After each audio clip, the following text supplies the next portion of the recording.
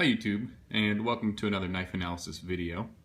So this one is going to be a little quicker because I have less to talk about, but it's going to be about the kind of the philosophy of use for each different knife, or I kind of have them off in little categories, kind of general categories of why you'd carry that knife.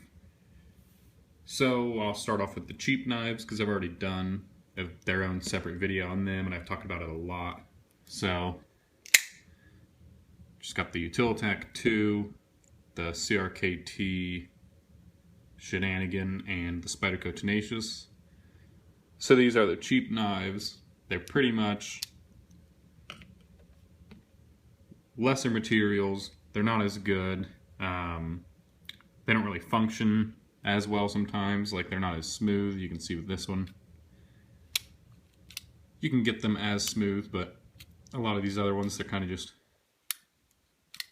really easy to be smooth. So it's kind of just, they have lesser quality materials, but they can still get the job done, and they're cheaper, so a younger kid could have it, or a new person to knife collecting, or someone that just generally doesn't want to spend as much money on a knife. There's their options, really, and they can still use it like a normal knife.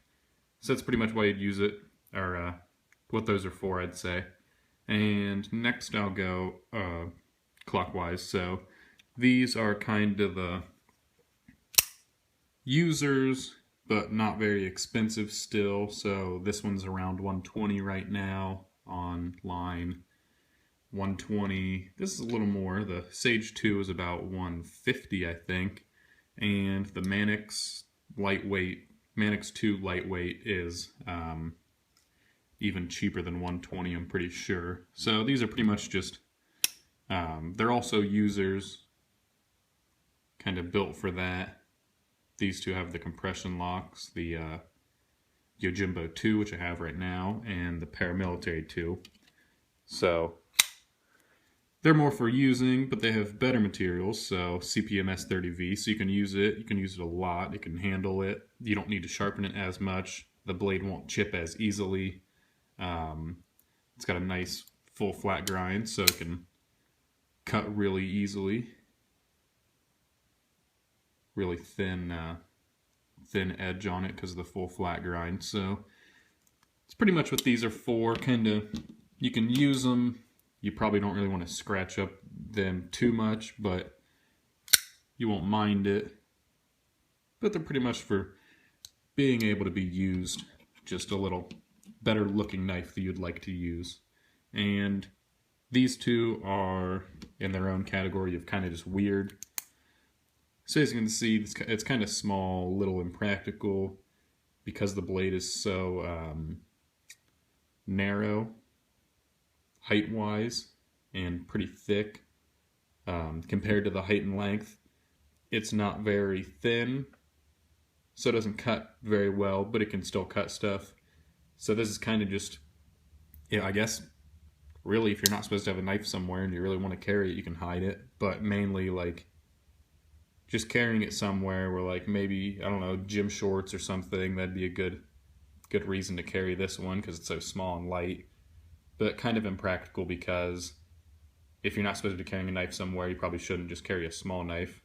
I guess that goes also to say with the Spyderco square head. So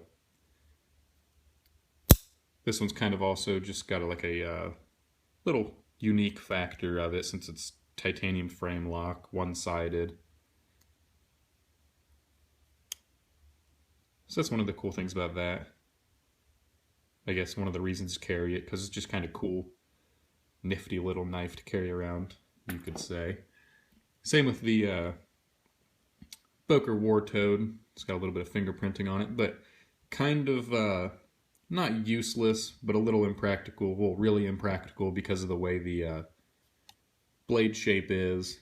The materials, it's cheaper. It's got a 440C, so it's not as strong or doesn't have the edge retention like S30V or some of the other blade steels on the table. But it can still do some jobs. The blade shape really makes it not very good for penetrating. chisel grind means it won't stay sharp as long. It can get really sharp, but it doesn't stay sharp after too much use. You can even almost see in the blade where the chips are. But yeah, once again, I like it because it's cool and designed by Tough Thumbs, so that's why I carry it mainly. Not really because it's useful. And in between the cheap and a little more expensive knives are really just the users. So the look on this one isn't amazing. It's not flashy. Kind of got a weird shape to the handle. Just plain black, like a FRN material. So nothing special about it, but good for being used. It's got 154 cm steel, so I think it'd be a good user. Well, it is a good user. I've used it a lot. And this one was only about $72 when I bought it. Now they're up to almost $100 for some reason, but you can find them cheaper places. And just a nice cheap user knife. Same with the Spyderco Endura. This one is a little more expensive because it has ZDP 189, but the normal ones are around $60 to $70. So nice high-end materials, but cheaper handle, so it can still cut really nice, but doesn't look as flashy. Really don't mind using those at all. Now it gets to the flippers. So all three of these are flippers. They have titanium. These two have titanium frame lock, and that's a liner lock, steel liner lock. But these are also kind of high-end users. They're about 160, and these two 200 and 220. So a little more expensive than anything else on the table, but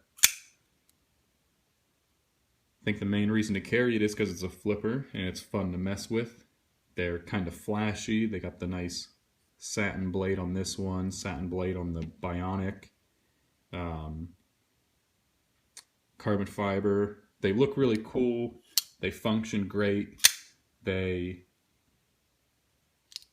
work really well if you use them, and the materials are really nice. So S35VN, LMAX, and D2. So they're high-end users, and they're also just generally better because their materials are better.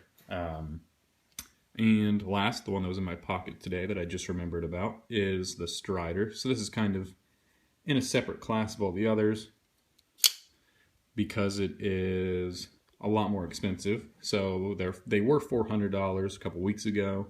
They just raised all their prices $20, so now it's about $420 for the Lego SNG. So this one's kind of, it's a user, it's overbuilt, but I mean, it's really, I got it just to be, because it's flashy. It's got like the tiger stripe sandblast pattern on the blade. It's got the flamed side. I even put a green lock bar stabilizer on there to make it look even better. It's got cool green G10. So really this one, it's just cool. So that's why the extra money. You can get a user for like $70, or even if you want a cheap user for like $30 for all three of those. And any of these knives you can use for a user, but they're not as expensive as this. But I think this one's just cool. Carry it because it's, I've used it. My edge is kind of dull right now because I've used it and haven't got it resharpened yet, but you can still use it. You don't have to worry about, I guess, if you're using it and messing up the lock or messing up the blade, because you can just sharpen anything out really. S30V, really just a cool knife. Same with all of these. All of these are just cool. A lot of the times people just carry knives just to fiddle with them. It's one of the things I do. I flip it open and mess with it more than I really use it. So it's pretty much one of my main characteristics of why I carry them. I use them a lot though. I've used the Benchmade Griptilian a lot. The Paramilitary 2's got a lot of use. So I've used all of these. They've all held up to everything, so even the cheap ones, they're all fine to use, but they're just, since they don't have as good materials and they don't function as well sometimes, they're just not as fun as the other ones, especially if you're a collector and you really like the quality and the way they built them. So these were all just kind of made in a factory and everything, and all put together by a lot of machines and stuff, but the Strider had a little more handwork done to it probably, and maybe the Browse had a little more handwork done to it. So those are kind of the cool factors if you like machining, and if you like more handmade. They're not handmade customs or anything, but they probably touched a couple more hands and had a little more hands-on than the other ones. So that's pretty much all I have to say.